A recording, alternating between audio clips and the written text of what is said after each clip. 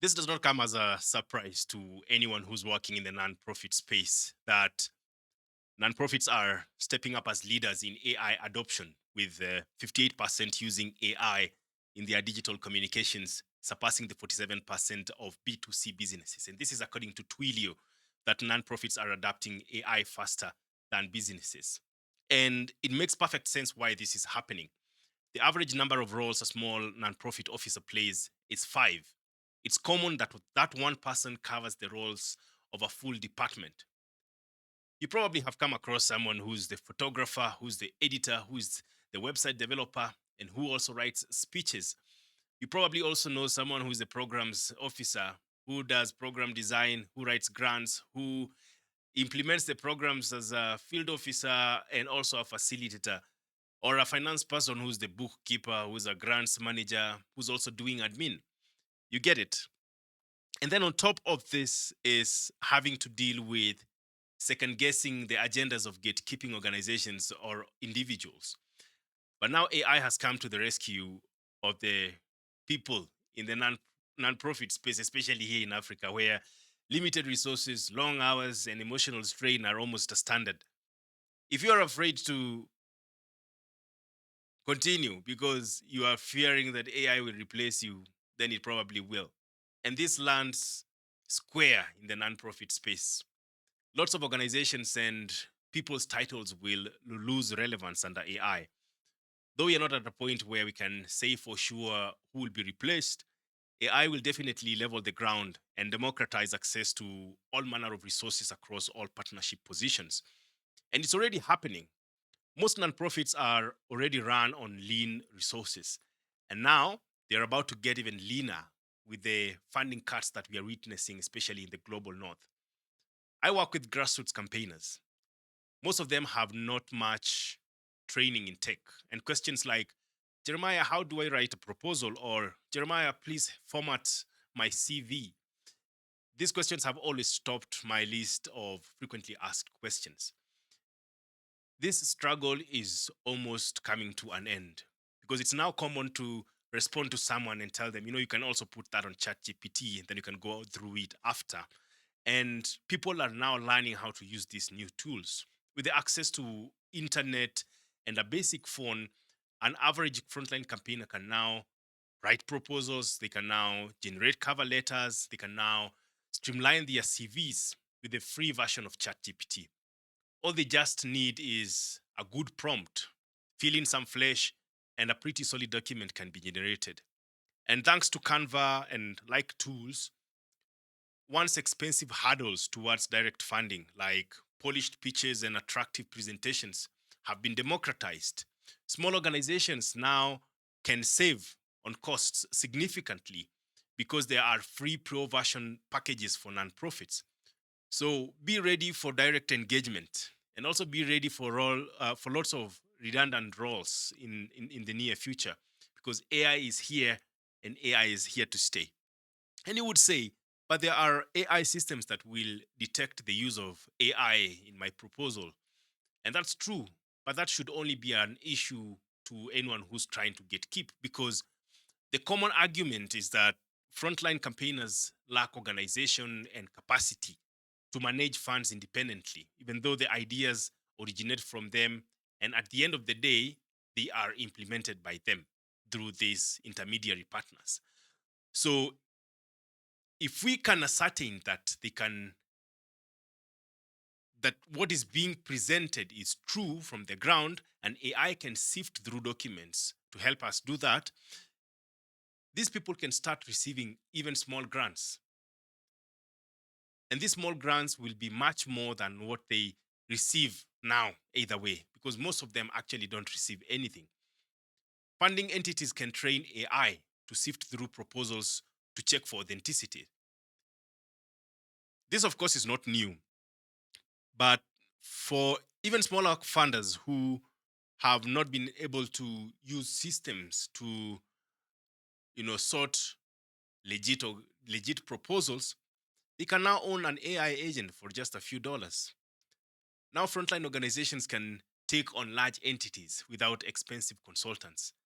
The bigger problem we will face, in my opinion, going forward will be separating real campaigners from fraudsters. So being in touch with the ground is more important now, more than ever. You see, most funders have been craving direct relationships with frontline organizations, and they've tried Zoom meetings, and they have not delivered on that. I've run live sessions, I've run Zoom webinars, I've managed WhatsApp groups, I've worked with campaigners in different development sectors. And you realize that even with these mutual platforms, people are still not being authentic to themselves. People are still being guarded. You can hardly find a strong group whose ideologies are not influenced to fit a certain narrative. And these are the narratives that are guiding funding priorities. So, being truly in touch with the ground will be possible with the existence of AI. And working with individual small frontline organizations at scale is soon going to be a possibility. And this is going to be a differentiator between the 98% of grants reaching the grassroots and 98% lost on the way to the grassroots.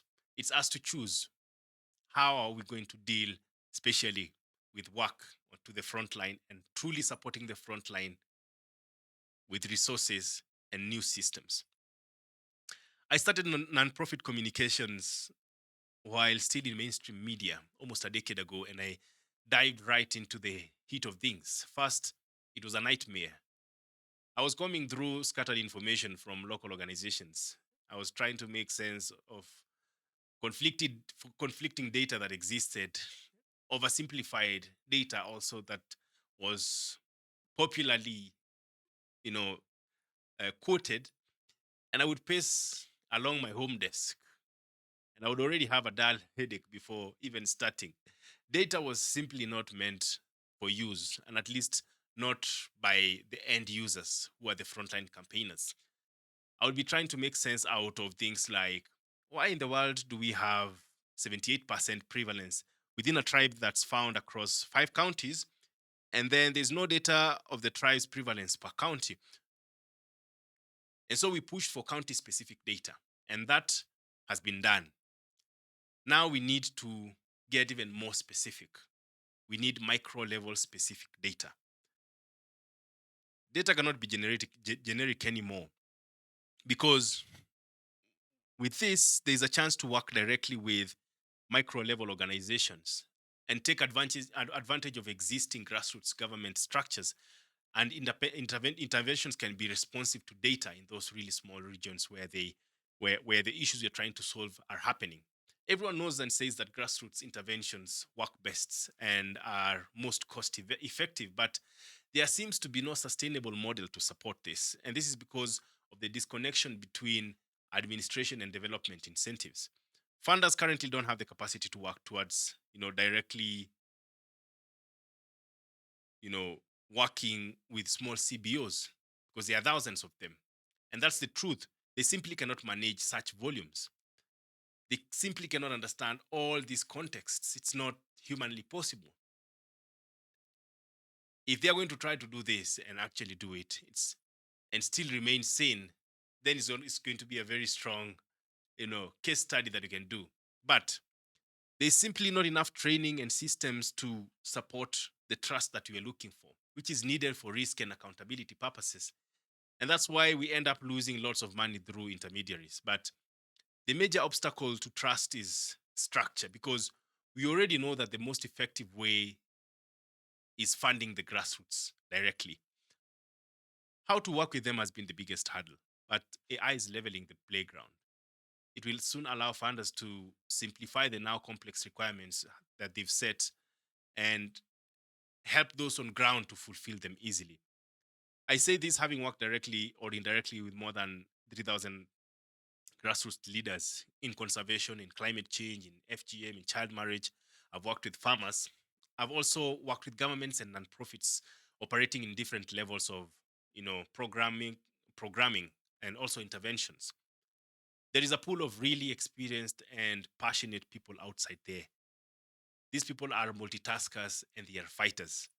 We have a chance to tap into this energy. And the good thing is, from how things look like, we have the chance to narrow it down to village level, because if these organizations can tick those boxes required and everything gets aligned with, administrative units, Coordination can happen directly with village administrators rather than county commissioners, for example. Most don't see this as a gap, but going forward, data we collect needs to target micro programming. And I know scientists would like the sound of this because it means more budget for them and more return on investment for their work, which is a good thing because statistics and effective programming can now finally come together. And researchers can truly say that their work is making a true impact and also at scale. I did a story a few years ago and I was covering Zanzibar's islands efforts to eliminate malaria. Zanzibar reduced malaria parasite prevalence from 70% to 1%. And this was through door to door spraying and rapid tests in health facilities. The same implementation model could work in our communities. And this time, not fighting mosquitoes, but through programs reaching people on a personal level. That's why pushing leadership to the grassroots is the only viable way to truly make a difference in Africa. No politicians, no intermediaries, no big personalities, just informed and equipped villagers making their lives better. And now Zanzibar is changing its target and it's moving from control to complete elimination of malaria, the malaria causing parasite from the island.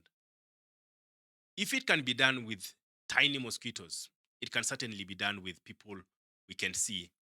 So, as I close this, and I'll pick this again next week as it's Saturday today, I'm happy to hear your thoughts. So, please leave a comment and feel free to share this with your networks. I'll be back again. This has been the Keepcast. My name is Jeremiah Kipainoi, and I'll see you when you see me. Goodbye for now.